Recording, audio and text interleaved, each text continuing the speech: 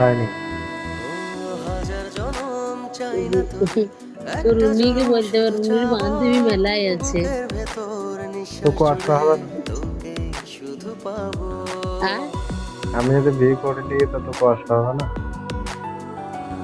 না, তাই? আমি তুলে দেবো তো। তাই? আমি হাতে তুলে দেবো তো, কষ্ট কেন হবে?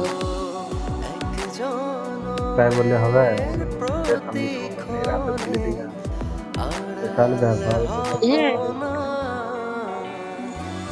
হ্যাঁ, বিশাল ব্যাপারজনক ব্যাপার বটে।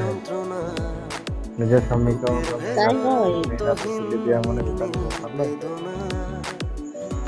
না না, মানে অনেকজন করে না।